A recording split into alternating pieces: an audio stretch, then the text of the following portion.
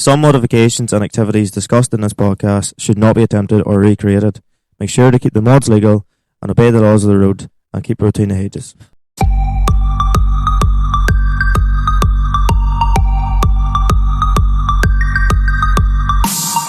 Good day, podcast listeners. Welcome to the Limited Slip Differences podcast. Wow, that's loud. Hopefully it didn't blow out your eardrums there. I can't stop staring at your sunburn.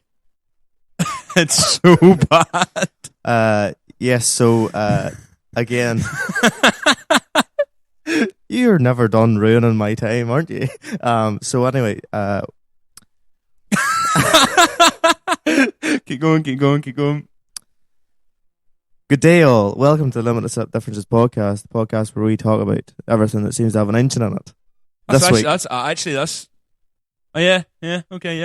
fair. Yeah, Shut up. Yeah, also fair. My name's Conor, and this is Michael. What's the crack? Now we're on episode 9. That comes after 8. So I got you that one last week. So, what's been up this week, Michael? What has been up this week? Well, I think, like most of us who probably has been listening to this, and if not, you missed out. Drift Masters. Yes, so... Holy fuck. So we're actually being quite ahead of ourselves. So we recorded the last podcast. Like a week and a half ago. So we were going to Drift Masters that weekend. That weekend. And then Drift Masters was just past, the weekend past. When we're actually recording this, the episode about drifting hasn't even dropped yet. It drops on Sunday and this is a Friday. Like, we're quite ahead of ourselves. We are very ahead of ourselves. So probably Drift Masters. Yeah, we say this like Drift Masters was what, 6th and 7th. This will be out on like the 28th of May. So it'll be long gone by that stage, but even at that, we will definitely not remember what we have said in this podcast before it comes out. Like going, oh yeah, we did talk about that. But yes, so how's your week been? Other than that. I've been busy with work and sold my quad. Oh, you did? And got a bike. How did you find the bike? See, when I got it the first day, yes, which was yesterday, I was on it for a grand total of about 30 seconds. And I was like, fuck this. Was that the quickest ride of your life? No. And I close. One pump, Michael. Fuck. No, what I can't. I was trying to get a sharp one there, but you got me with that one. Fair play. No. I was. Fuck you. No, I can't get on the twist throttles and kickstarts. You're bad with your hands. Bad with my hands and bad with my feet. So, I just can't. I can't get onto the grips, pardon the pun, of twist throttle. I just can't do it. Not for you. Not for me. Even whenever you're like trying to go over and you hit a bump, and the next thing you're just rev, you're just like fuck. Like you're just suddenly like going faster, and you're in a bigger percentage of fall off than you are staying on. Aye, but then the day we were out on them, Matthew Henry was down with the Banshee as well there, and Conor and Adrian were about, you were about, and I've played about with it a bit today there, and I definitely have started finding my feet a bit more with it. That's good. Now you need to find your hands. Yeah. And then my clutch lever fell off. So, to be fair, the lad I actually swapped the Raptor for the bike, the RMZ. Yeah. And the lad did say to me, would the bike be worth the same amount as the quad? No. There was money my way, you know. All and right, okay. The lad actually did say to me, he goes, "Here's look, the clutch lever is bust." He goes, "I have it cable tied. It broke when we were putting it in the trailer." And he goes, "Look, I'm just letting you know." And I said, "That's dead on, be grand." Like, so I knew it was coming. But I was coming up the hill, and I was coming into the corner, and I was on the brakes then, and then when I kicked down, and I just went to do the lever, and just went, "There's something not right here. I can't find it. Something missing here." And then, and if Normally you're listening to this on head. Spotify, what I'm currently doing with my left hand is I'm grabbing an imaginary clutch lever, and Yeah, and then I was just like, oh fuck. So I just hardened both brakes and just stalled her. And that was that. But then had to push her down.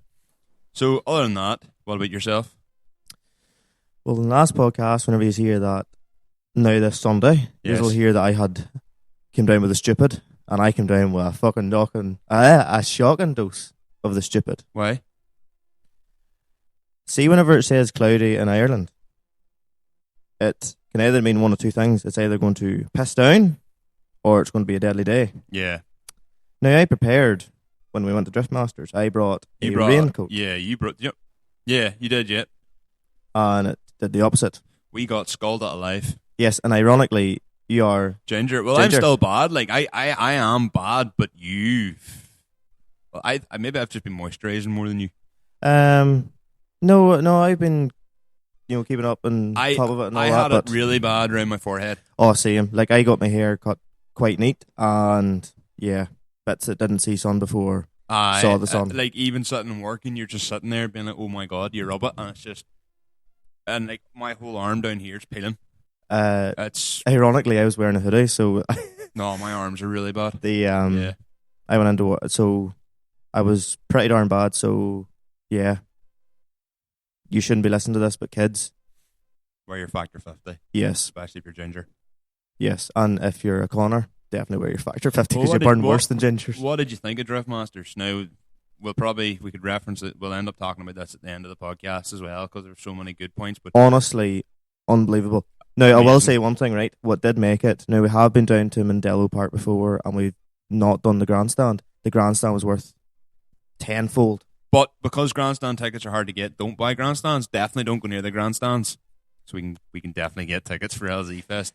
No, but jokes aside, like we've done every other time, we've ended up walking around and standing about 10 people back. Like, the only time was Jap Fest, and that Fest. was in 2021. It It wasn't as big a crowd, and even at that, we were still rightly whenever back. actual battles came on, like whenever we were watching the super laps, Yeah. because they didn't obviously have qualifying for they didn't have Yeah. that many drivers. Like, it was, you were fit to see, you're fit to get your videos and all that crack, but it was The grandstand, genuinely unreal. Yeah, the grandstands made it. You were just sitting all day, and you had a seat. You were there. You could watch it. You could enjoy it, and then there was a screen as well. So whenever the clouds of smoke come up, you just watch the screen then until the drivers emerged out of the smoke come back round. Like, honest to goodness, props to Dave, the Drift Games crew, Red Bull TV. Yeah, they done well. It was really a spectacle well to see. It was really well run. We went down in the Gulf. I got nearly 50 miles of the gallon the whole way down. We got a nice feed on the way home. We did. Johnny Murphy's Not where you think it is. I can't mind the name of the town, but Was it's it outside. Bestbrook? No, that's in Armagh. Because I said that today, and they were like, "Why were you in Armagh?" And I was like, "No, we weren't." But it's like Camlock. 15, 20 minutes outside Newry, maybe not No, even. it's like 5 minutes outside Newry. Camlock, was it? I can't mind. I don't know. We kind of ended up at the Arse About Face back roadway Yes, because we went to go to another place first, and that ended up being shut, it was. which is annoying because that was good. The same place with the Sierra on Rosewood. It was closed, so don't know what happened there. But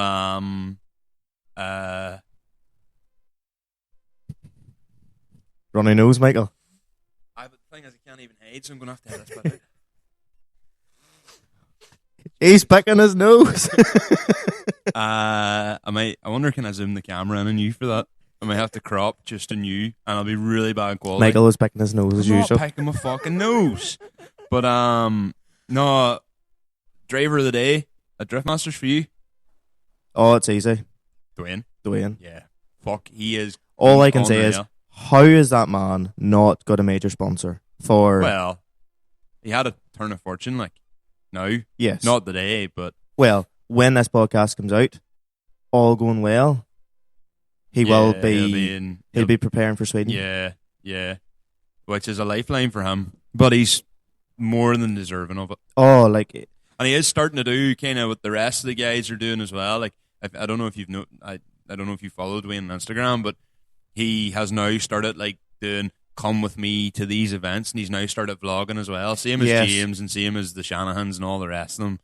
Which probably like Dwayne's PR or Dwayne's maybe videoing before that would have been a Snapchat, like. yes. Whereas now he's actually being a bit more professional about it, which, to be honest, as shitty as it sounds, like, that's what half of it's about, is playing the game and being the media ambassador. Now, that's not to say that the likes of the Shanahans and James Dean are playing the game and they're not deserving. They're very much deserving. They are unbelievably talented, but Duane needs to be playing that same game. Well, like, there's one thing I noticed, whenever you see Duane do the interviews and that, like, James Dean comes out with a fresh new suit every year. The Shanahans usually have a fresh new suit, to show off their sponsors and that. Duane's coming out he is the same suit, I presume the same suit, for there's no sponsor really on it, and, like, not that he's the underdog, but he's sort of, the quieter one. You hear all about the Shanahans and you hear about James Dean all the time. And then, like, whenever you heard the other grandstand, as soon as James Dean came out, they all went completely crazy. And then whenever Duane came out, it was probably more the ones that know more about him. It was the northern ones that was all going, yes! For Duane, like, but to be fair, only bad luck come his way. He would have won that. Well, he'd have won the jump. He would have won Draft Master that day. And I was praying for a Duane versus Peter Wojcik, or however you say, Visick, final. I don't know if they've ever battled before competitively, but I was just waiting for Duane to be going in to the first. He had it won. Oh, he had it won. Like, on his lead run, he had it won, and to see the clutch pedal and then it come up on the TV, him putting his foot in the clutch and the clutch pedal just going. I could have cried. I had severe second-hand devastation, like, because, like, if his car never let him down. What is that? Just went by. Is that the SVR again? No, I don't know what that was. But it's aggressive anyway. Like, if his car never let him down, realistically, his debut year in Drift Masters, won the first 2 rounds. Yeah. Then it came to, now I can't remember what actually happened the last few rounds, whether the technical tracks weren't just as suited to him. I can't really mind. You'd have thought technical tracks would have still been suited to Duane, because the man's literally spent his life different crossroads in Coal Island, Mexico. Do you know what? Coal Island is fucking bandit country. May as well be Mexico. Like, it's funny that Mexico just is everywhere. It's here, Conor. It's here. It's in all of us. No, you know what? You know what's there here for you. So Michael has recently gained employment with Lidl. I actually haven't, but myself and Conor Kelly, who has actually put together a random assembly of items, like the tyre behind us. If you're watching on YouTube, you will see. You'll see us on YouTube. Conor Kelly and Adrian were down earlier. Conor has so much Lidl clothing. He has like Lidl trainers, the full wardrobe, Lidl socks, Lidl t-shirt, Lidl. If they do a hoodie, I think he may have a hoodie. I think he's got glasses, gloves, everything. So whenever I seen this in Lidl one day, me and Becca were out, and I just seen it, and I was like, if you're watching YouTube, this is me, or if you're not watching on YouTube, it's me imaginary grabbing something very slowly, and Becca was just like, "Fuck you doing?" Like, it's just like, I needs it, like. And you know what? I haven't actually wore it that much, if at all, but it's actually unreal. And you wore it on Sunday. I wore it on Sunday. And the look of the wee girl that was in the cashier in the five ways in Uri, she looked at me as if I had 5 heads, like. And he's late for his shift. And it was like, but honestly, it's actually really comfortable. To be fair, I have Lidl socks that was bought, and they are unbelievable. £11.99. Like, you're not gonna. No.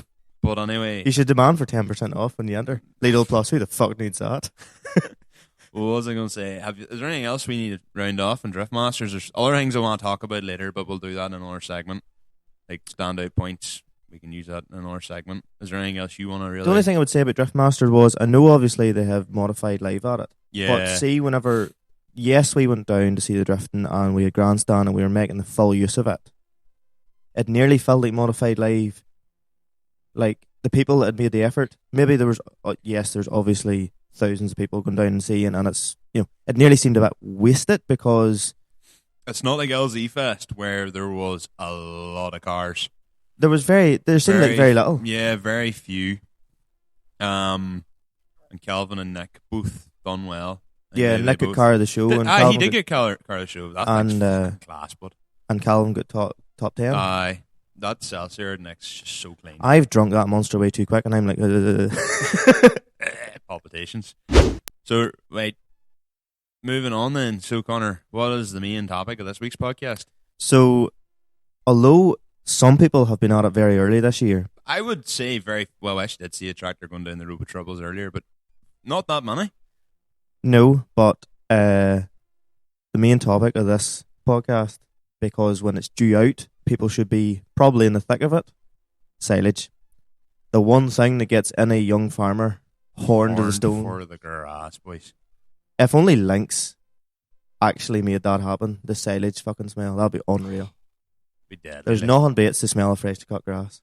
Aye. Everything beats the smell of stored grass. I love the smell. See, smell of silage. See, standing in the yard in the middle of winter on a real nice cold night with frosty air, and you're just standing and the cattle's in the shed and the smell of silage.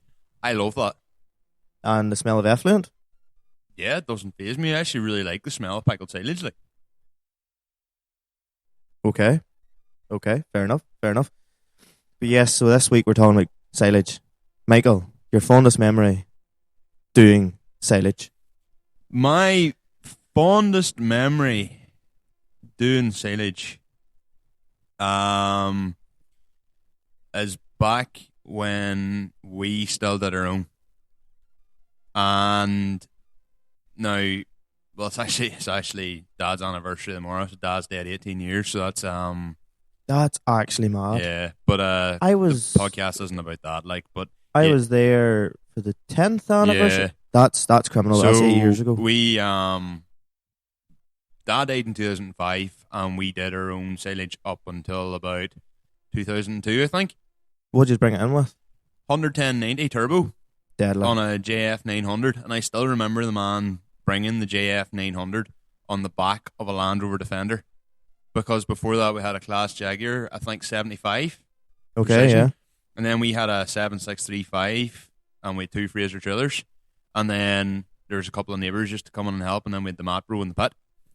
So, and I can remember just like spending, like sitting in with Dad, just with him on the harvester, just plenty of times, just between sort of even being old enough to remember, kind of always just sitting up there in the seat, and then being in the wee 7635, and along with Dominic and Leonard, who were the farm hands at the time, like just been in with them, and the whole thing, like it was just class, like being down like in the fields, and just I actually really enjoyed mowing. I used to love going out and sitting in with my dad when he was mowing silage. I really enjoyed Did he have a that. drum mower back then, like an 8-foot drum mower? No, a 1350 John Deere. So a disc mower? Aye. 10-foot? Aye, 10-foot disc mower. Yeah, no, 1350s are only 8 foot. Oh, well, here I And then the 1360s and 1365s, I think, are 10 foot. Maybe one's 10'6". But when our 1350 was sold in the auction, then it went to a fella not far from here, and he put a autoswather on it. He used it then for conditioner and all on it. I should have conditioner and all. Yeah. I should, like, to be fair, like them 1350s were good for their time. They're still worth a lot of money now. Like of course, yeah. 1365s. But other than that, more recent memories.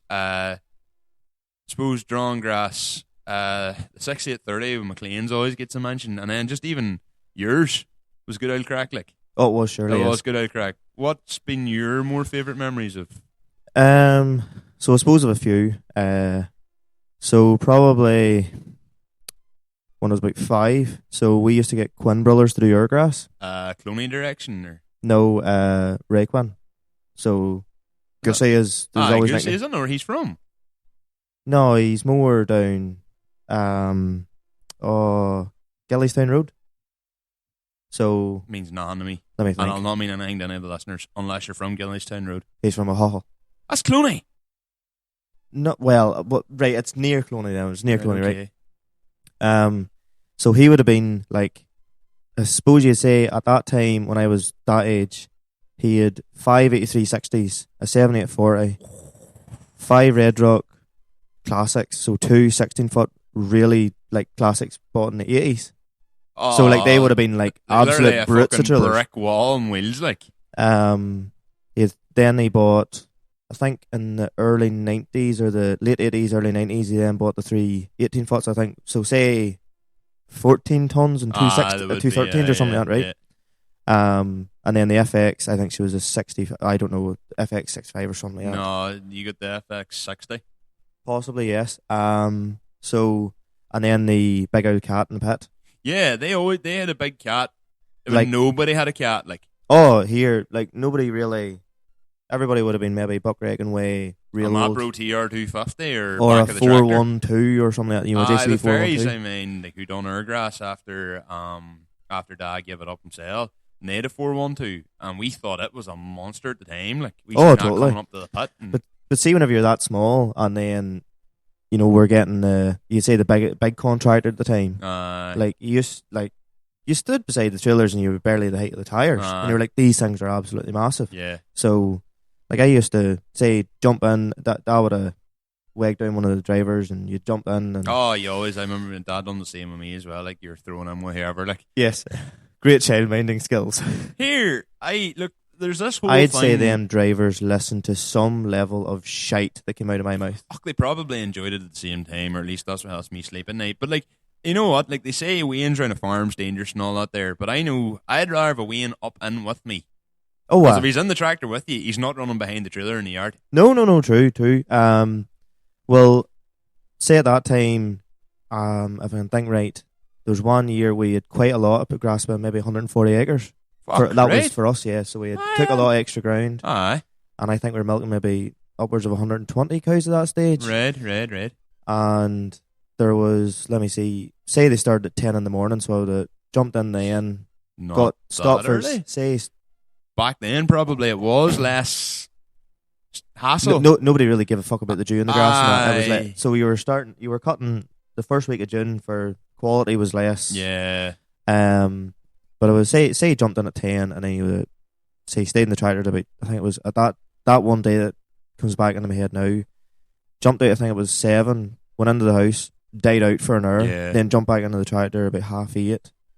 Was in the tractor to 4 in the morning or so. Holy Ghost. And then they were stopped at 3 because somebody came out and was like, can you please stop this, I can't sleep. Because obviously the sound of all the machines. And then they had to because there was young children in the house that was quite close to them. Right, so really no respect that. Yeah. Later memories, probably we in 08 got a Massey 5470. So that was the first sort of big-ish tractor we ever bought. That was 08? You got that? Yes. So I was in Australia with my mum and my sister. Right. So we were overseeing. So my uncle at that time, I took a heart attack during Christmas. Right. Or around that time anyway. So you were visiting him? Yeah. So like I came home from school one day and then mother was like, "Oh, we're going to Australia. What do you think about going to Australia?" Because Daddy didn't want to go because obviously farm and he couldn't take 3 weeks away. Yeah, that actually came into my head not that long ago because there's still threats maybe work of me going to Australia. I said threats like there's a chance I could be going, and I was like, "Why McGowan's dad go to Australia?" So he didn't go. He didn't go. No. It was me, mother, and closest sister to me. Yes. So, we were in it 2 weeks, and then I got a text message from my brother.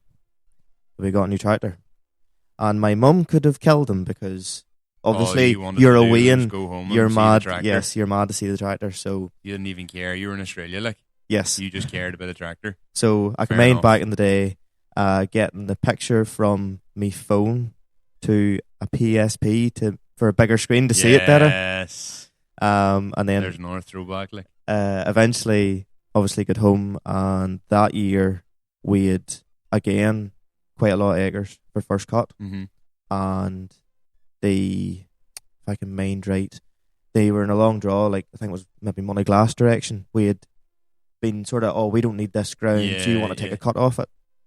So, we got what was at that stage 16-foot or 13-ton. It was a big trailer on our tractor. It was big trailer at that time. So basically, it was the first time I ever seen our tractor be used for silage. Yes, and it was the novelty and all I wanted to do was.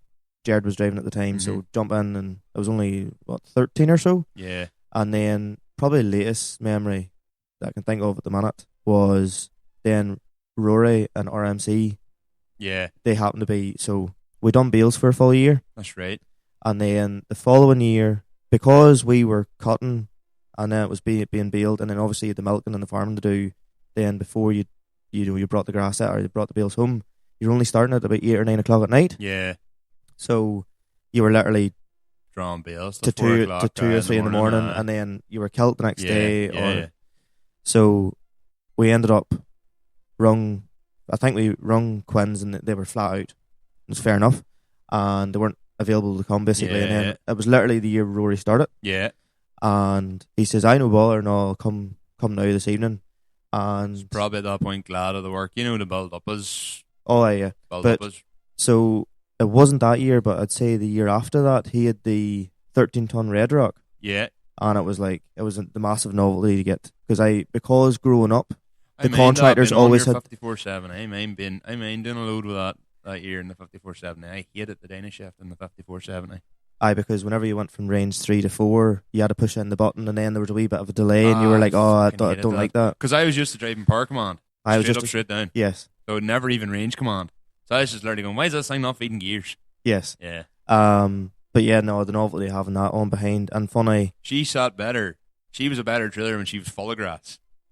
Oh, you could have drove it mad anywhere. And she literally, you could go around a corner full speed. That thing was not moving. Oh, the heavy springs. That's why. Well, having grown up with Red Rock trailers, I'd pick them any day of the week over anything else. Yeah. But to be fair, actually, when was the first load of grass you ever drew, or what age were you? It was the year. First year we actually got the contractor up the road there. There's a field you come across, a set of hills, and I was 8. And funny, like the size of chillers we had at the time, I was kind of. We can come back around on this topic. The size of chillers we had at the time was the same size of chiller I have now. 13 foot. Which looks tiny on the back of the 110. But back then on the back of the 190, which is the same tractor essentially, different engine. They were big. You thought they were, yeah. It didn't matter. You were drawing grass. So anyway, what I used to do was just put it into, say, maybe like high third. And then me and him would swap seats. And then I would jump and just drive her across the hills, like across all the fields, and then out through the gate and down the lane.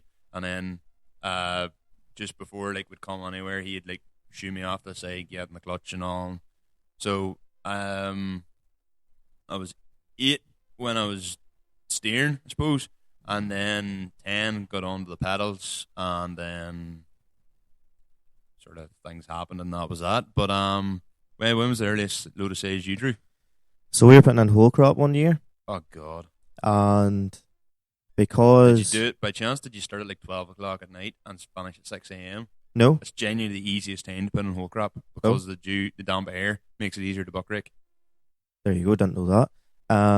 No, not even. So that's what I was told. I remember the farmer was leading me on as to why he had me out in the yard at fucking 12 o'clock at night, drawn to 6 a.m., up again for work at 7.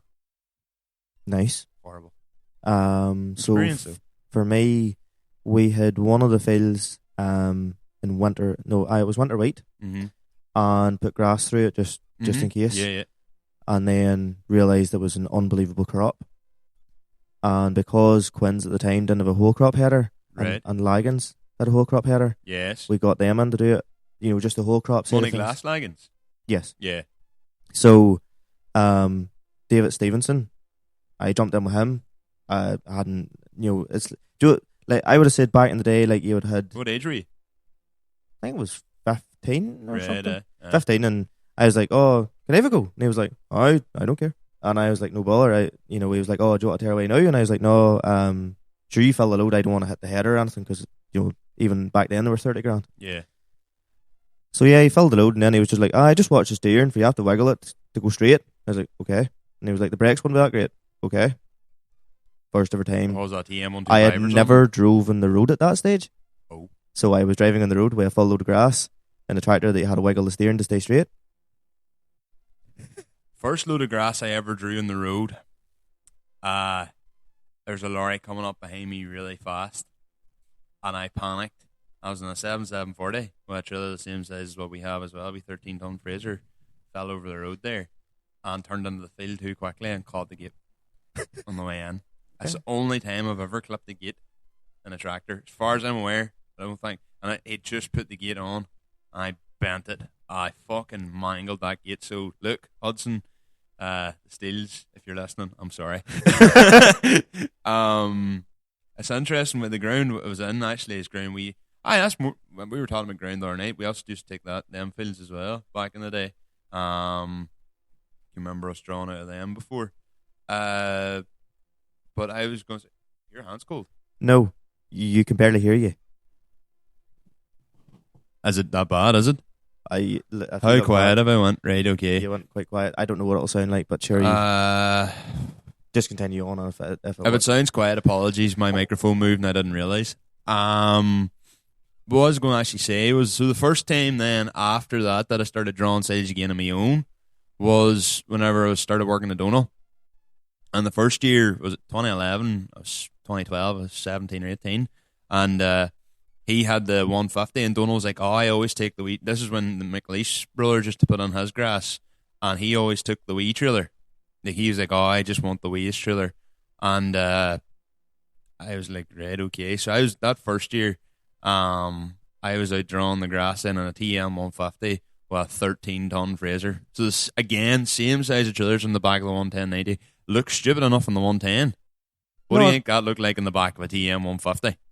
Oh, so it wasn't actually. So that the photo I have of that tractor with that Fraser, that was a different Fraser then from the first one, because that was a 16-foot or 13-ton Fraser. I was going to get on to that. All right, okay. So that was the first year. Oh, that would look fucking ridiculous. She probably didn't need to change down at all. No, you literally, and it was good dry grass that year. And then the next year, next year, maybe 2 years later, I can't remember what way it was, but I think it was 2014.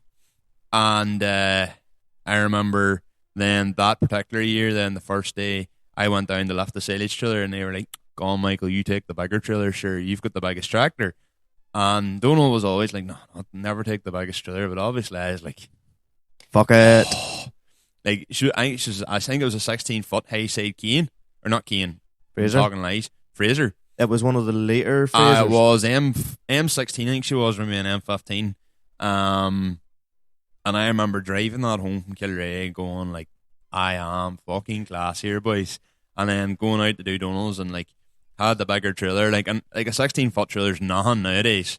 But back then, like, I felt like I was top of the world.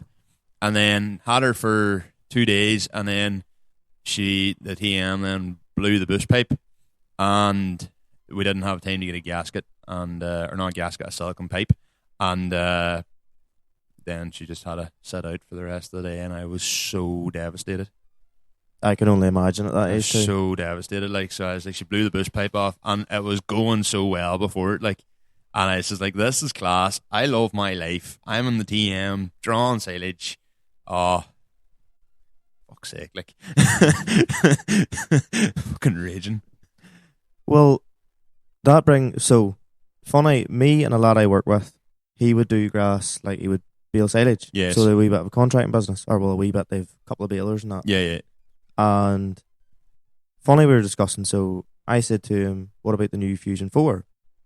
There's a foul on. So there's a Fusion 4? McKeel now have the Fusion 4 out, yes, it was. Seriously? It was debuted at the Ploughing last year. Oh, really? Yes. I did not even know that. So I goes to him, have you thought about one?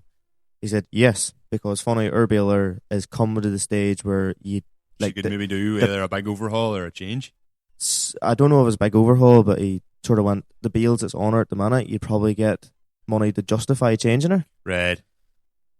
How much for a Fusion 4? This is the price he quoted me now.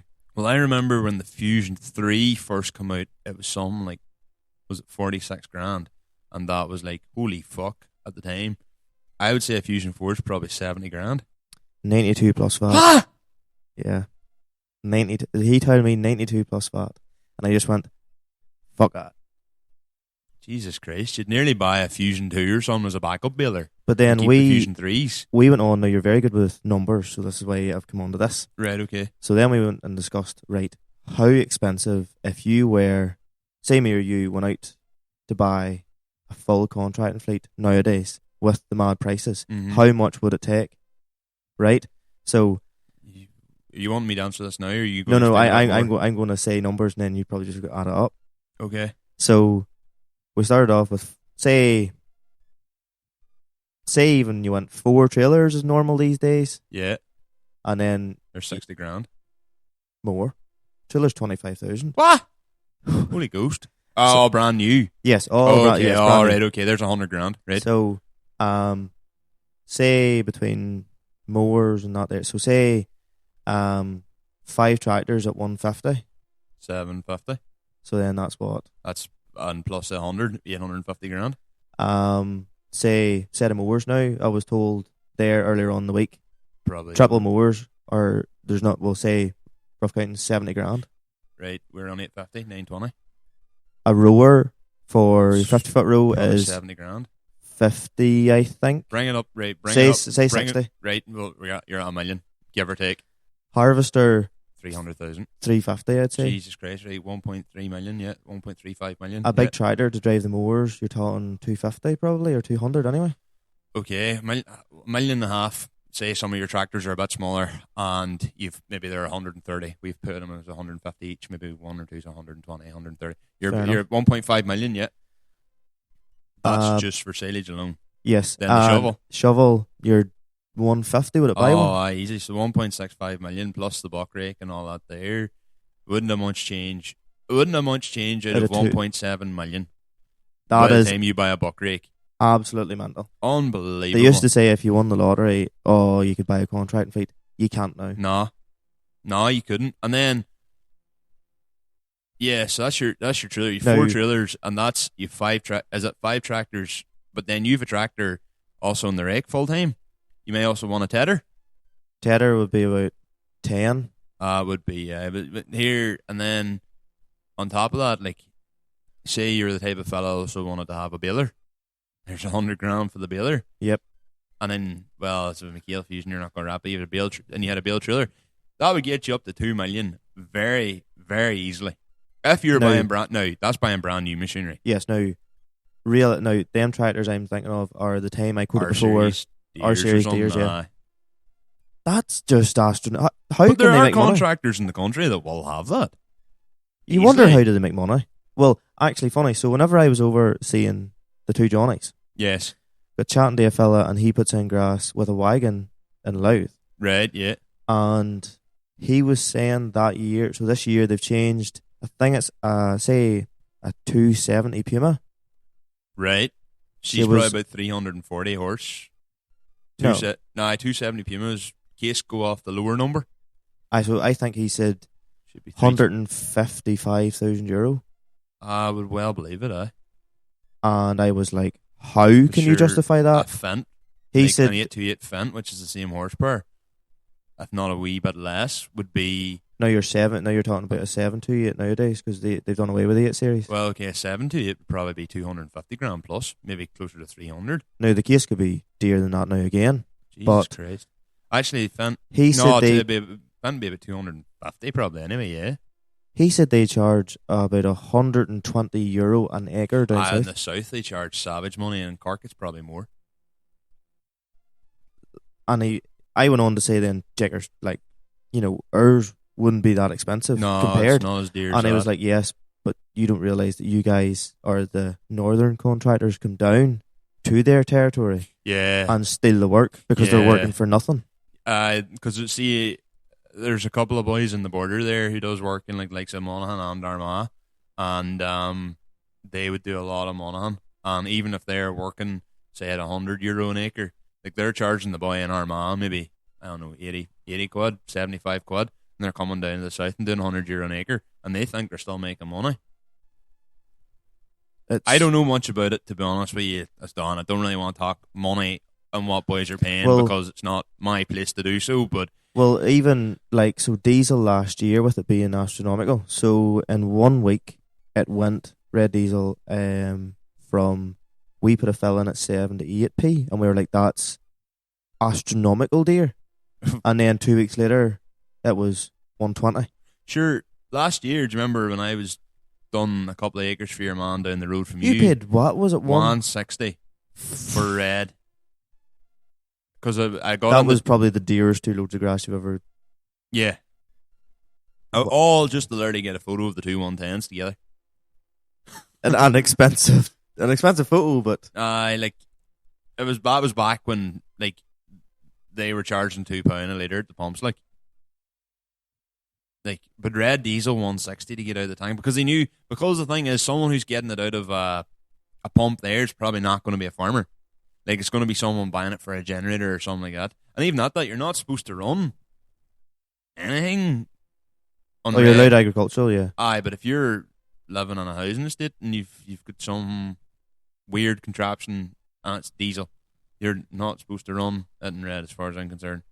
Aye, well, yeah. Like technically, reality, the type of boys that be buying that be someone who's putting maybe diesel into like a drift car, like aye, just to screw about in. Like. Yeah, and that's an expensive day out. Well, I used think to be 40p a litre would have done you red. Like. Rory, if I can mind right, he had a wild busy 10 days. Yeah, and the diesel all, I think it was either 15 or 20,000. I would well believe it. That's mad. Well believe it. In 10 days, like.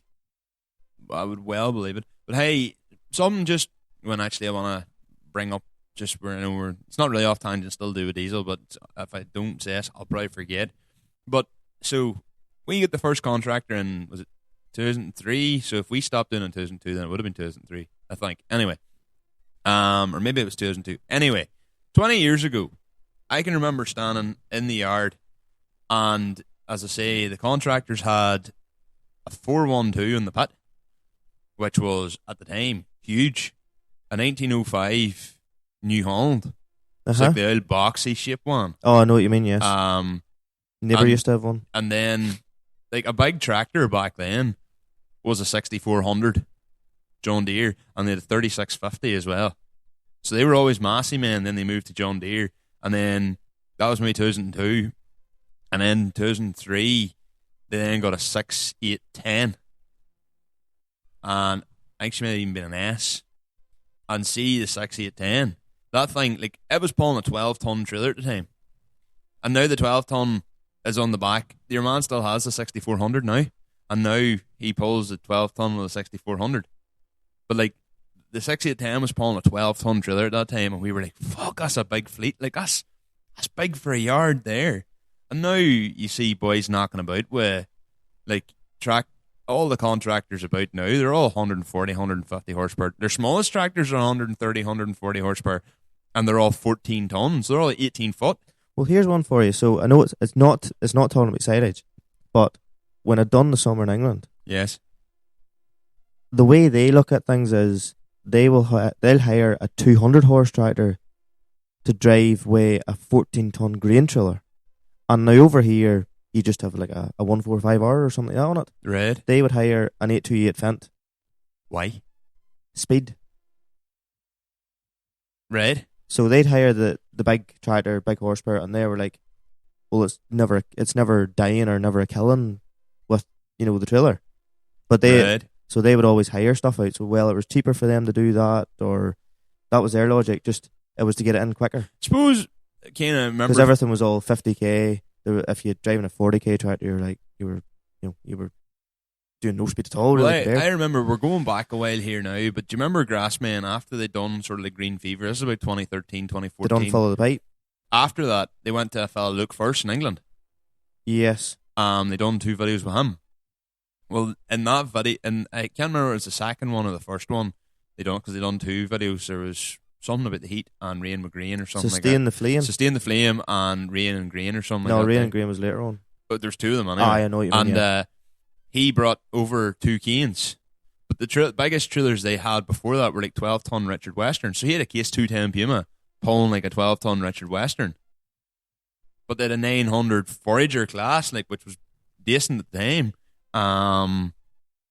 And like that's what they like. So that's right enough. Actually, they're all floating about with wee small trailers, like in these big tractors. And over here, someone's trying to cram a 16-foot or 18-foot fucking brawn or something in the back of a 11090. Like, well, there was speaking of K-Quip, where you at?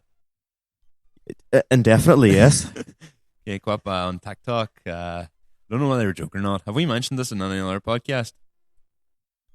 I'd be telling you a lie if I can't remember. But remember they mentioned on our podcast, one of the TikToks, they're like, "Oh, take the why not hook on the K-Quip? Why not hook on the K-Quip? Well, we will hook on the K-Quip if you supply us with a K-Quip. I'll happily take the K-Quip. Now, I don't know if a 11090 would make much of a job at pulling a 20-foot K-Quip. Well, she was fit to pull 18 bales plus 18 a bale trailer. Yes, be grand. I just wouldn't make one to come up Athlone Hill in her, like, or Artlone Hill in her, like. You wouldn't want to go down it. Or even getting up the lanes. Oh, fuck, going down Artlone Hill. Jesus Christ. She comes into a point. Yes. I should probably just keep going. You wouldn't know. I just wouldn't do it. No, But there are men. Did you not say, right, maybe I'm speaking in a turn here. Did you not say there's a fella from Ballycastle has a 110.90 on like a 22-foot risk on or something? Yes. So a fella I went to uni with, put up a photo, and yes, it's I think an 18 or 20-foot Ruskin. Oh, okay, it's not 22 foot. And a 110.90 turboed. Even a 20 foot. And none of them are really willing to drive it because it is scary. Death trap. Because the tractor is just too light. Now, don't get me wrong. Bullied. Oh, aye. That tractor's getting bullied by a trailer, like. Ballycastle, Hull Hills. Yes. Oh, this brings us on. So, in the conversation actually the other day with the fella in work. Yes. Now I don't know if this is true or not, so do pull me on it if it isn't true. But according to him, he said he was chatting to a fella that was in New Zealand there for the season past. Right. Okay. And he said, now I don't know how this could be the case, but he said to mow an acre of grass over there could be $500 an acre. And I was like, how? Well, New Zealand dollars is literally like 2 to 1. And he goes, it's that stony. Like you literally apparently you go through a set of blades a day, and the mowers fucked after a year because their ground is so stony. Would be, and really hilly. Yes, and he said it's hilarious whenever you see the mowed field. See whoever is mowing the field, how do they know where to mow? Because it's literally a mowed a bit there, and then you missed another bit, and then you mowed another bit. You do actually see that in video, and it's weird. New Zealand, and I always say New Zealand's a home, but they have a lot of Irish equipment. Yes, and the other thing I would say is, so a neighbour of mine, Peter Johnson. Yes. So he was recently home there from New Zealand during the season, and he showed me some videos and photos. Fair fucks to the pilots out there. It is. I have never seen anything like it. They say the hills. They said, I remember a boy saying in a video. They talk about the hills of Donegal, but fuck me, the hills of New Zealand. They say you come down the hill, you close your eyes, and the next thing he goes, you just have to turn and go straight back up her again. He's like, if you even think about stopping or that this is too steep, he goes, you're done. He's like, you need to just go.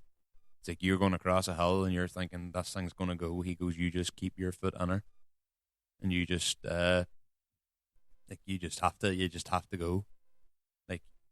I always wanted to go to New Zealand for that, and just the way things worked out, that never could have really happened. Do you know something else that came out of Silage? What? A few years, now going a good number of years ago now. Me taking out Idolise or Pat Close's gate post with a bale trailer? No. That's the second post I pulled out. I forgot about that. No, you didn't pull the gate post, you pulled the whole fence out. Because the axle's in the middle. And I thought it was a big long trailer. I was like, I'm going to have to go out as wide as possible, forgetting that bale trailers have quite a lot of tail swing. I'd have been better off just forgetting to go out wide and just going normally. But it was just one of those days. I was like, I'm going to go out wide. But to be fair, there's about 4 people. I've caught that before. You've caught it, Jared's caught it. But how I caught it was, so, the wooden gates, the fancy field ones? Yeah. Nobody else does, but me and you do, yeah. So the very top of the actual, I think it was the gate itself, the post of it, that sticks up beside the gate post. Yeah. I somehow, with the trailer, clipped the half of it off, so it just was missing a wee tiny. I don't know how I would have done. Apparently, it was me that done it. I don't know how I managed to just tap it and break off the top of it, and that was it. I think Jared made a job of it one time as well, and there's a couple of others who made a job of it, and I think once I done it, they were just like, right, that's it. It needed to be wide anyway. Let's get rid of it. There we go. And it was me who had to do it in the end. But yes, what has come out? The videos of grass, Grassman has come out of it, Farm Flex has come out of it. When they've branched off, obviously, the bigger and better things. Such a culture of just silage in this country. Just the silage. I can even remember as a young cub typing, and even before Grassmen were a thing, just silage 2008. And you're just sitting watching someone. Cousin Brothers have the 2 110. Yeah. And the Red Rock and the Keane and the Greedy Boards and the Keane and all. Yeah, that's Eamon O'Neill, I think you call him, recorded them videos years ago. That is the 2 videos of the 2 110 turbos. Were they even turboed? Oh, they were turboed. You don't hear the pose off them. Well, no, it's been a while since I've watched it. One's in a Red Rock and one's in a Keane. And that's just, they're taking forever to change it, but one of them 110s is actually with Cyril Hanna. or was with Cyril Hanna, because Farmflex went down to Coulson's Agri, and he said about one of the 110s, and he said, it's actually with Cyril Hanna getting fully done up. I wouldn't want to be saying the price for that, but to be fair, like, you'd be as well buying a brand new tractor. And Grassman have bought another 11090. Aye, so you were saying. You know that I think maybe the first of them with the, so they're not the same, so they're not a New Holland, they're the Fiat one. Right. But you know where the is it the orange and black sticker along with the white stickers and 110 DT or DT 110? It's just a Fiat, like she's a Vitagri. Yeah. Tell me this, does she have the mud guards? She has mud guards in the front, but never looked at the back. The rear, see, so this is off topic, but that's how you know if a Fiat has got the better frame, because the 80 series and the early 90 series, the mud guards only come across the top of the wheel and at the back. They don't come down the front alongside the door. Oh. Newer ones do, and I think from 1990 or 1992 onwards, apparently that's one of the things to watch out for. Is like, if you're buying that, a lot of people wouldn't even know that. If they want to go and buy a Fiat, they're like, I'm going to go buy a Fiat, but the other ones would be more prone to rusting because of that. They were a better finish when they done the mud guards, and they were a better finish tractor after that. Funny, it had wrote up in the plaque beside it, you know, describing it and, you know, why they bought it or whatever, and it said cab never touched. Red. So completely original cab, never welded or anything like that. And it was stone mint, to be fair. Must have maybe spent his days on a stud farm or something. Possibly. Look, we could end up doing a full podcast, and we will end up doing a full podcast on the 11090 alone. For there's a lot of stories and a lot of iconic tractors or iconic. If you're not used to driving 110s, sneak peek. It's an experience. Don't fucking drive with the handbrake on like I have twice. Mm-hmm. Why is that thing so smoky? I bet you I know what he's done. What are we on there? 54 minutes. Fuck, great. Hey, I tell you one thing, I could talk about Silage all day long, like. Not even joking. I could talk about it all day long. And for our listeners listening, we're literally talking shit. We haven't even explained what silage is, which is essentially, if you ever see the fields in the big rows, like green and yellow, green and yellow, green and yellow, Becca calls it field hoovering. That stuff is just meal prep for cows, as Conor Kelly said earlier. As my father once described at one of the weddings of my sisters, for anybody that doesn't know what silage is, it's covered grass. That's as much as you're going to get, like. So, or as I said, field hoovering. It's very satisfying to watch, apparently. So, it is possibly I would say it's the best time of the year. Oh, fuck, aye. Absolutely, 100%. Even just standing in the field late at night and the smell. Or even just that smell of the grass, you're just like. Well, a part of it is, you know, you jump into the tractor and you go get a load, you tap it, then you go get another, and you're never out of the tractor and you're constantly on the go and you're a bit of a buzz about you. It's always good. We need to buy walkie-talkies. Sunroof opened. Michael has a Fiat now. How many years and has never sorted that sunroof has? That's 5 years I've had her now. The first thing I would have sorted was a sunroof. I've spoke to Jamie Bull at Cowens, I think 2 or 3 times about getting them, and I've just never went and pushed them on it. Jamie's like, I must get you them ordered, and I get me them ordered, and then Jamie forgets and I forget. I could literally buy a set of sunroof rods probably on eBay. Get on it, Michael. Might do that tonight, actually. Get on it. We need to buy walkie-talkies or CBs. Probably walkie-talkies. Right.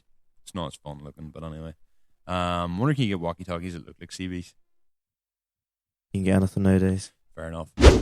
So, moving on then to the fourth iteration of the Versus Challenge. I'm going to let you go first. You go first because I can't even think of what I haven't thought of mine yet. Right. So at least you'll be able to edit this bit out. No. I actually have one for you. So something you know nothing about and something I know nothing about. It's an art form to itself. Right. So you go out, just say magically suddenly you've become good at buckraking. I've dabbled at it. Here, you could dabble at all day long. Buckraking is an art form. It is. But you go to a fleet, and for some reason, the man has now given you charge of buying his next shovel. Mm-hmm. Would you go for a JCB, say a 419, or a Volvo, like an L70? It's almost a similar size, I think. So basically, would you go for the JCB or would you go for a Volvo? Having seen a one of the latest smaller JCBs, Yeah. I'd probably go for JCB, and the reason being, the M419S's. Now I've seen a 320S, Yeah. and They're animals. put it this way, it kept up with a 414 no baller. It actually probably was doing better. There's a spider in front of you. They're 145 horsepower, and the TM310s, the 320s would be the same. Like, it's now the Volvo men will definitely say that they'll outwear a JCB, and I presume possibly better they will. hydraulic power, supposedly, but they'll be slower. Well, that's the thing. The S's, I think, are up there with hydraulic power. Right. So the Volvo they always said was slower up the pit. Mm-hmm. But And you just could carry more up the pit. Yes, I think so. Anyway, now I'm not an expert, so I'm not entirely sure. But I would probably say JCB because I've had to go in JCBs before, never to go in a Volvo. The only and time, plus Volvos, you can get it where you don't use the steering, you use the joystick. that's you would see it more in quarries. I don't know if I like that. Or even you have the three levers down at your. You see the boys in hand. the quarries all driving about and just looks like a skid steer, but they're really up high. It's weird to watch, but apparently once you go onto that, it's the best day's work ever. The only time I've ever buck raked was with 3065 Massey. Okay. And the fellow who was doing the buck raking for Donald's, he had a bad eye, and he tended to leave a couple of holes in the pit. And Donald said to me, look, leave that grass there, jump you in the 780 and go start rolling. But I was like, no, I'm going to go and take the 3065 and I'm going to try and push up a couple of things and tidy up the pit here and be a real good fucking employee of the month. And what I do, reversed up the pit, tried to push off, things wasn't going well, and went up again second time, hit the hole, push. I jumped out of her, you could have literally walked over to her and just went, for those of you in Spotify, I'm literally just pushing my hand lightly against the side of the tractor door, and the whole thing would have just went, boom. Fuck. So I had to go, Donald come out and was like, what the fuck did I tell you? And I was like, I know, I was trying to be good. So I had to get the 780 up the pit and then slipe the 3065 out with the 780 and then dug up the hole, because obviously she dug it up, trying to pull it out, and then Donald was raging. So I'm not pinning myself a good light here for anybody that... you do a lot of stupid shit. I do a lot. To be fair, I'm actually a very careful driver, but I do have the odd stupid thing. That's my only experience of buck raking. Right. A versus for you. So may need to edit this. I think of one right now. Fuck it. So you said you like mowing. I think it's very satisfying. Would you prefer a 180/90 in triples or a big M? I think a tractor in triples, personally, is a far better job than a big M. Why? Because the tractor's still there. Yes. Whereas a big M's something that lies in the shed all year. But they say there's nothing mows like a big M, and there's nothing will cover acres like a big M, and them men are probably right, and they're the men that's buying them, so I'm sure they have a reason to justify it. It's the fact that when a big M goes into a field, they do not leave it. She does not leave a mark. You need to have fucking... Because we mowed... space hoppers on a... The time we done grass, the real wet year, I think it was 2018, and we mowed in November. I mind sitting in with you. And it didn't leave a mark. Now, we got it to autos, we had the 3... rows into one. Into one straight away, so it was drying the ground for the day or two, or for the day it was lying. Fair enough. I know, for ground compaction. So you'd pick the 180 then? Can you imagine a 180/90 and set up like John Deere or Verlin triples? Would it be horned to the stones? Oh my god, with big fat tires. Of course it would. But the thing is, it would be a very slow day. As I said in a previous podcast, I think they only do 32k. So can you imagine doing 32k up the fucking field though? Oh, you'd have her well tweaked. I would say, to be honest, if you're in a 180/90, you'd probably hate yourself after the first day because everything would be all hydraulics. But if you were out in the likes of a new Fendt or anything that has isobus, I'm pretty sure you can run the mowers in now with the isobus and it's literally just fucking tapping buttons. It's through the joystick now. And it's literally just lift that and the back two lift at the same time. Whereas if you were out in a 180/90, I presume you'd be like, right, there's lever 1, there's lever 2, oh, now I need to run a line off. Like, you'd literally be running lines off, hydraulic lines to plumb on different things. Like, if you had, say, tilt shift in the front or whatever. It'd be a very mechanical setup. It'd be the type of thing that'd be class for a day, but would you want to do a full season on it? Probably not. But if you ask me what I would jump into and the two of them were sitting there, the 190 and the triples. Well, here, for the day. the brother, first couple of years that Rory was putting in the grass, he had the 7-8-10 with a buckrake in the front of it. Yeah, it was class. Some snoring going up the pit. Might be able, well, depending if your computer's up for it. I can show a video of it. Probably not. My computer is literally on its knees trying to edit them, and hence why we're still only in the one camera. TikTok. Aye. If you can find me the video, we'll soon put it on TikTok. So I can there's edit. the spiders there in your thing. If you say the right thing, I can edit it so we can use this bit as a TikTok, yeah. So if you ever wanted to see a 7-8-10 on a buckrake and a bit of a mad bastard driving it. Oh, Jared driving it. Yes. Oh, fucking hell. But all I'll say is between shifting, before, was it auto quad came out with the buttons on the actual gear stick? Quad, wasn't it? But it's auto quad not with the buttons on it, so you can go up and down the. Don't know. Anyway, it was one of the early power quads, and you had to do the 1, 2, 3 forwards in a separate lever. Still between that there and pulling hydraulic levers, for the front linkage. It literally looked like that, yeah. Jared had been great at Call of Duty. If you'd ever. Ironically, he was shite at it. Oh, really? Yeah, he put his back out one year, and it was me and him playing Black Ops. Ah, Jesus, throwback. And that you could play co-op online. Yeah. And I was actually very good at that stage at it, so I would have been the top of the leaderboard. And Jared he was the bottom. Interesting, actually. But he probably lost his temper doing it too. That was fucking shite. Right. Okay, that's the versus segment done. That was actually quite a good one. Very Silage focused this time round. That spider on that disc is annoying me.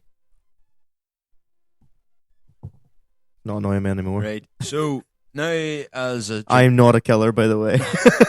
I was about to say as traditional, but we're not ripping the pass out of the two Johnnies here. But as per usual, so now written nothing down, so you can introduce it while I take the phone out. So we do a segment now, and it's called Big Old Skids or One Wheel Pills. So it's our up or down of the week. Yeah, pretty much. Or we try to have more ups than downs, so we're not complete negative Nancy's. So we do one up, one down each, or whatever. I have quite a few ups here. You would have. I did my research. You didn't. Fuck you. Right. Anyway, go on. Right, you start then. So, probably my up of the week was Duane and James Dean's battle. That was a spectacle to watch. And watching James Dean's vlog on drift, he was like, I thought I was gonna, I thought I was going quick enough off the line, but he just blew me away. Yeah, and he was nearly annoyed with himself that he didn't do better, but it was just I knew in the car that was going, his way. And if James Dean's saying that, Duane's some fucking driver. Aye, James Dean. James Dean probably. Well, there's actually no problem about it. James Dean's the best drifter in the world, in my opinion. James Dean, did you ever see him and Duane's car? There's a video on that on YouTube. Him and Duane's car? So Duane gave him the keys in Cyprus. Right. Late last year, whenever it was the North Cyprus Drift Championship. Right. And that was an interesting watch. Did he drive it like Duane? Yes. Oh, really? Yes. You have to drive that like fucking Duane. I'd imagine so. Is that such one of your ups? That's my big old skid. And then the one wheel pill would be, right, Balmoral show is lovely and all that, but £25 each. It's robbery. And tenner to park, and they don't even take the parking ticket off you. That's a fucking joke. I can mind when it was like £17 and we were all like, whew, Jesus boys, this is getting 60 expensive. quid just to go in and look at a few things. And then you're obviously going to spend a few pound in there. Aye. And I bought a chocolate bar and it was like fucking nearly £10. Holy fuck. Barmore's show, you know what? Whenever. Say that again. I said holy fuck. Barmore's show. Balmoral show, sorry. Oops. It was the type of thing my dad never would have missed it. And he used to go up with all the boys and then probably check shirt, brown shoes, and at that time, woolly jumper day out. I think it's like a day where even the townies and the city goers want to dress up in check shirts and brown shoes. Yes. Yeah. I just want to look like you for a day. Yes, I am currently wearing a pair of Blundstone boots. The trousers wear to work and a super dry hoodie with a regatta soft shell. So I don't think I can get any more farmer. It could be worse. You look like a dick. I'd love to get your words don't hurt me. I'd love to get. So there was a TV show in like BBC, I think, years ago. Red. I think it was one was like the big version, and then small was like a wee like miniature. Obviously, they edited down. Red. And the bigger fella fucking wore, I'm near sure, like a really bright, different coloured jumper, similar to that.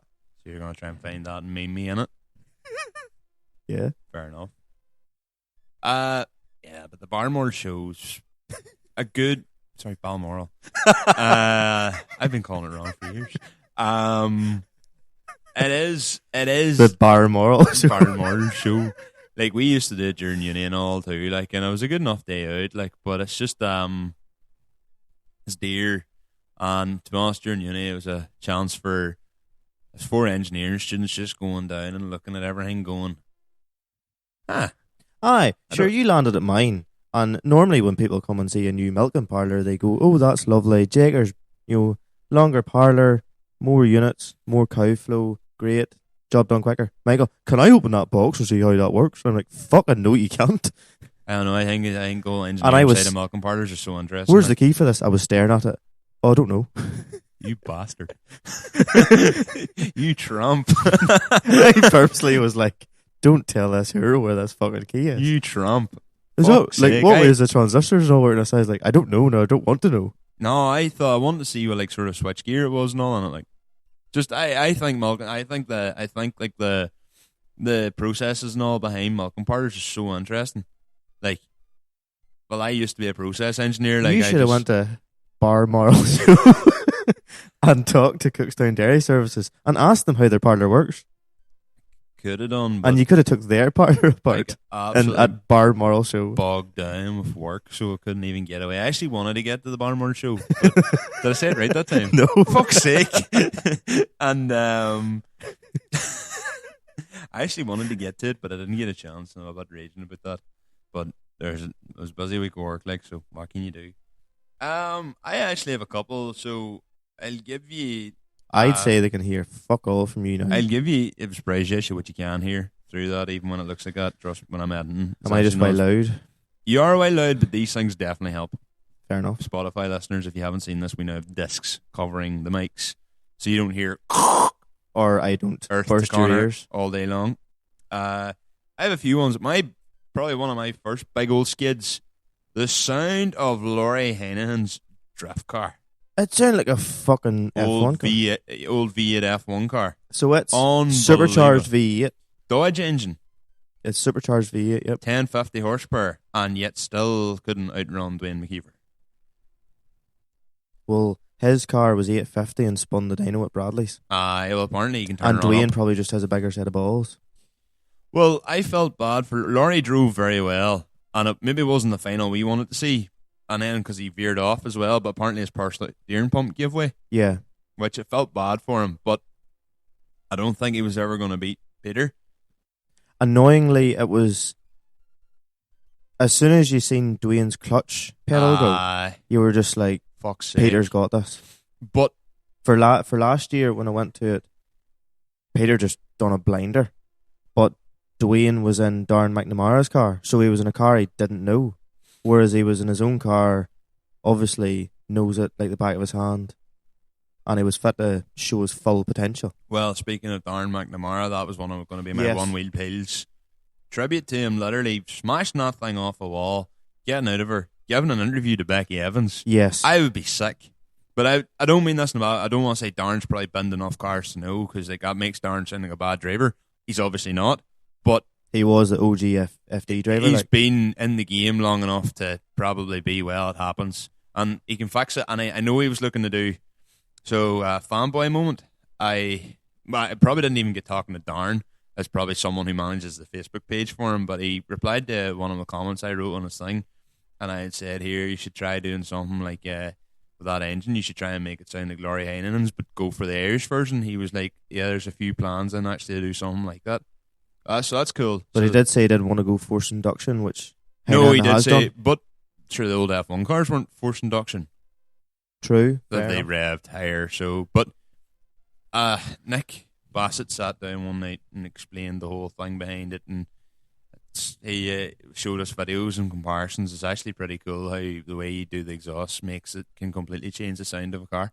Is that like, so instead of like a 4-to-1 manifold or equal length, so instead it's of 4-to-1? So it's a single exit rather than twin exit, I believe. But I'm sure if I sat down and read the engineering on it, I could understand it. But like, I don't remember those days. But fair play to him. He got out and like, he's very approachable, Darren. Yeah, Darren's a nice guy. Darren's a really nice guy. What else have I got? I have, as another big old skid, Dave's Corvette.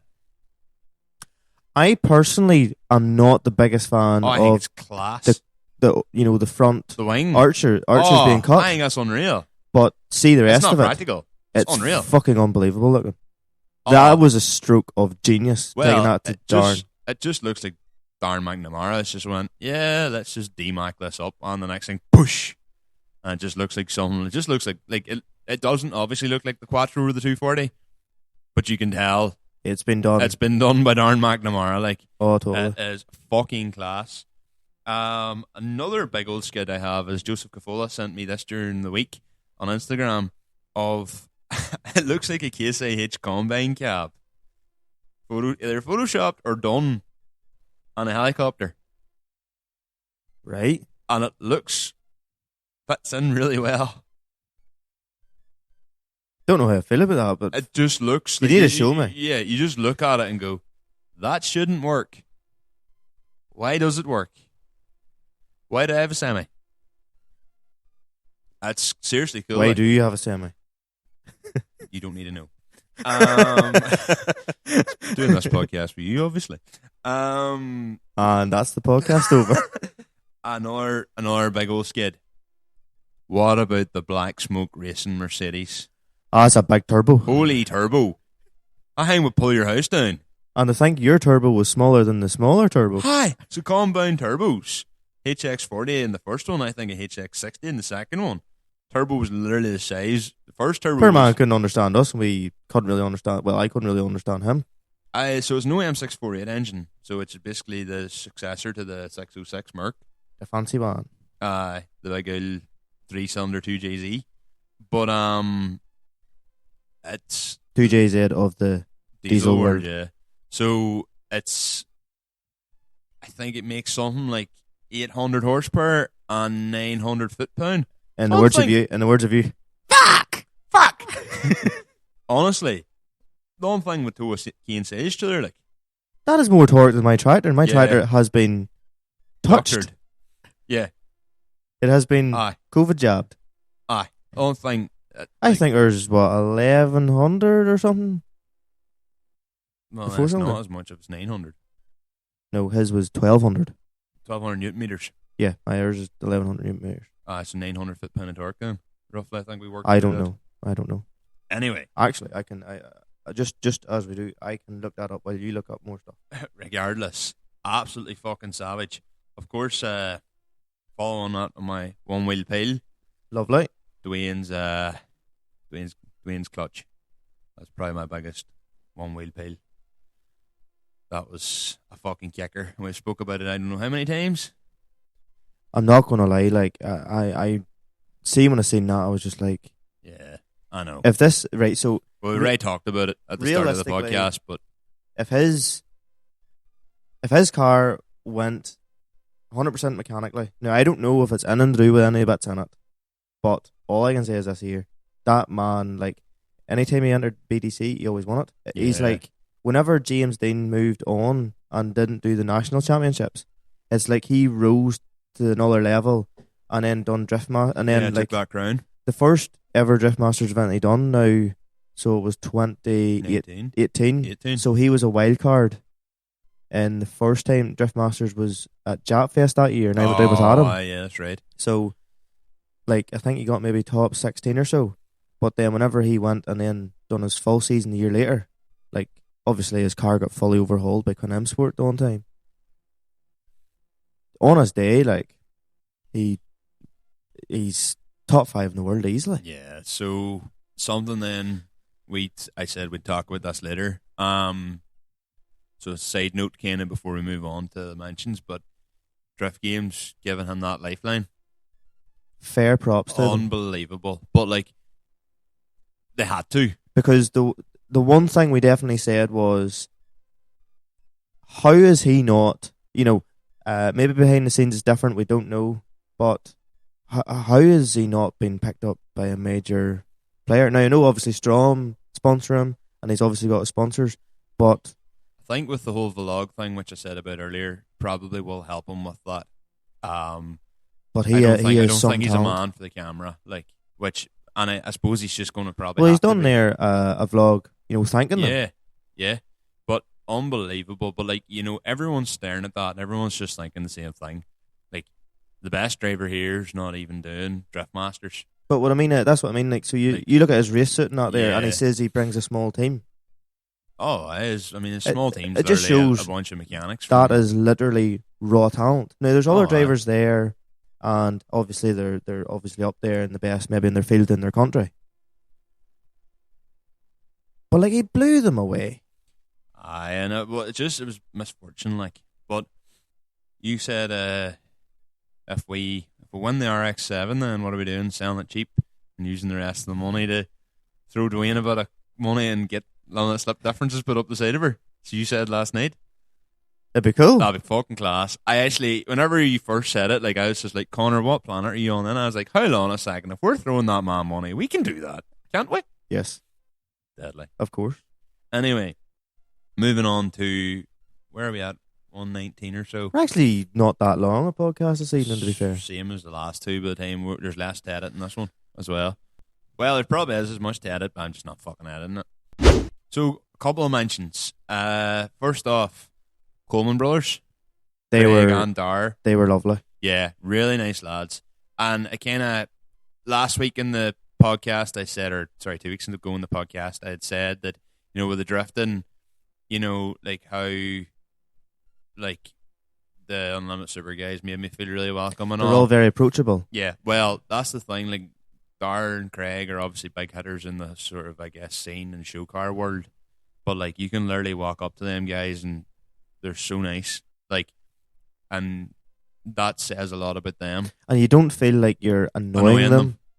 Like, yeah, because then we were like, here, look, we'll go on. Like, they want to be annoying you. It's like, oh, here, lads, have a good, like, chat to you later. Like, really dead on. So, and then talking to Craig was like, not that it wouldn't be, but like, standing in the car park talking to one of your mates. Yeah. Yeah. And only, like, we had more questions for them, only Adam, he had obviously his other commitments. And he had his own job, like, to do as well. He was still, I guess, working. And then you met the one and only Mr. Al Dillon. Yes, not going to lie. Sorry for coming across like a dick. But it was nice meeting Al. Lovely fella, absolutely. Yeah, real nice guy, savage car. Lovely fucking car, yes. Yeah, that Mark 1 RS is fucking class. He's essentially what I was thinking about it at the time. You've done something similar to what I've done to my Civic. No, he's done a turbo. No, oh, fuck off. Yeah, yes, I get it. Turbo Civics are deadly and all that, but kept it OEM plus. Yeah, just definitely. Put small touches that just make it that bit nicer looking. Even like the AP brakes is a big thing in the Ford world. Like the big brakes he has on it, like APs would be a big thing with Fords. Like that's what all the Cosy boys all love. Like, if that's what I'd ideally love to run, is a set of APs. Like anything he's done to it is added to it, and you wouldn't want to add much more, or else it'd be taken away from it. And it starts first turn of the key. It's a subtle 330 horsepower. It's it's good. So yeah, he caught me off guard with a really good comment. Actually, I was giving off about how like my cameras is bust and how the laptop's not working and then he said, he goes, sure, if you're using the single camera, he goes, just turn the camera around, face this area. He's like, saves us having a look at you two ugly bastards. I was just like, yes, you're not wrong. Caught me off guard. I was very, very funny. It was very, very funny. When I walked away, I was chuckling about it. Like, who else? Mark Willis. Yes. Yeah.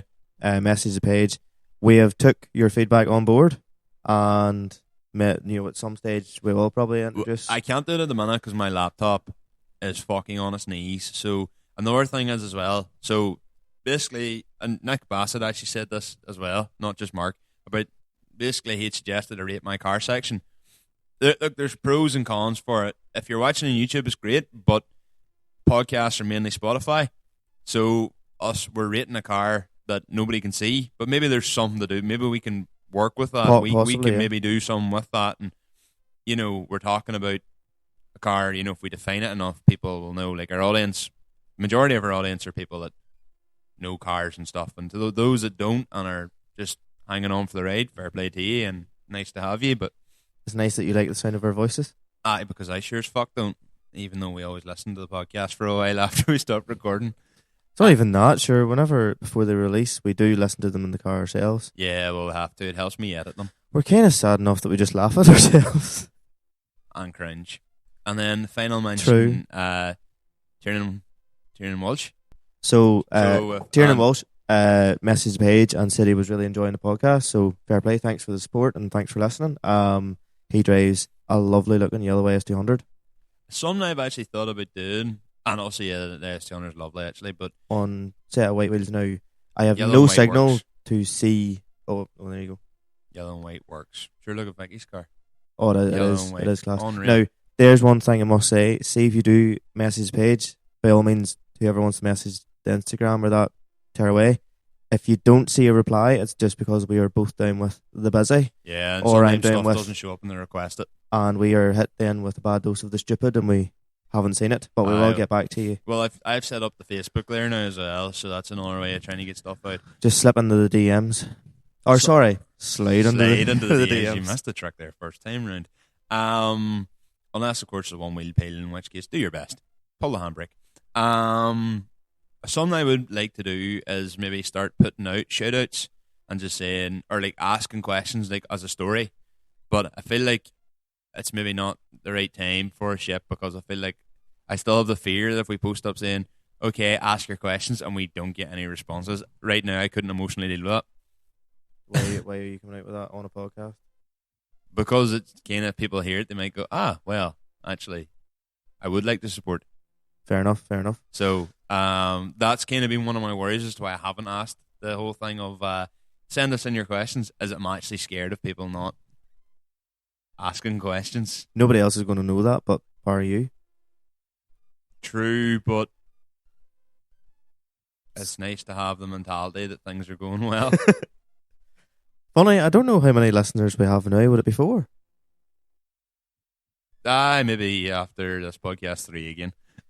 Possibly, yes. Oh, things are going well, to be fair. I just wish my laptop hadn't shit itself and we could be doing better maybe with the editing. But look, we're keeping things consistent and trying to keep things going, and we've got some form of structure pulled together, and hopefully over time we'll keep honing in on that and things. And if you're listening to it, any Lidl employees, he's looking a job. Fuck, can't hear it. There's a couple of ones from work listening to this. Like I think, can't be spreading lies now. He needs a little bit of help. It's not bad actually. Right. Well, before we end up traumatizing your ears with any more shitty jokes from Conor's end, to round this one off, then you're offended by that. I am on, I was going to say on all socials, but Instagram and TikTok, I am Michael Scullin _ Conor, you are Conor.magoo. And I say you remember this, you forgot it once. Right, so in episode 1 you forgot your name and it's just your calling card now. Like, so essentially I never really post on it anymore this long time, and yes, I did forget what my usernames were. Now obviously with this you've started to get a bit more social media happy. I uniformed them, so like I changed Snapchat to be the same as Instagram and to be the same Snapchat. Why? Don't know, I kinda like just the fact it's nice and simple. I am Scullin. Fair enough. But no, thanks everyone for listening. Don't be afraid to put us slide into the DMs. We like seeing your messages, genuinely. Like, so thanks very much everyone who is listening. Thanks for the support. Definitely slide into the DMs on Instagram or now Facebook, that we have the Facebook set up. don't be afraid to write in about your car and Reach out to us at shows. or even ask us questions or give us suggestions, because at the end of the day, we still don't even know what we're doing half the time. Just like even in person there, like someone comes up, like a wee lad come up to me at Dubshed and said, he never said what his name was, but I know his dad. I have his dad on Instagram now. His dad like does a bit of bodywork. He has a Mark IV Astra he's putting a Saab engine into, so that's why he was chatting to him. And then we were talking, me and the dad was talking for ages, and the wee boy turned around and goes, I really like your podcast. And honestly, that was one of the best moments of Dubshed. So whenever someone comes up and says, like, here, we like the podcast, like, it's a deadly feeling for us. So, totally. Like, and if you ever do see us, reach out, flash the lights, give us I was going to say throw us a scan, but we're not even south. So give us the sham hand, like. So sounds like we're pleading, but no, like, just don't be scared of us. Like, we were once the young cubs that were intimidated by everybody at shows as well. Like, we know well what it's like. We are still intimidated by everyone at shows. Yeah, fair enough, actually. Anxiety. Right. Anyway, thanks very much for listening. All the best. See you later. Good luck. You Johnny B now, are you? No, I'm not. I should stop saying that. Good day, everyone.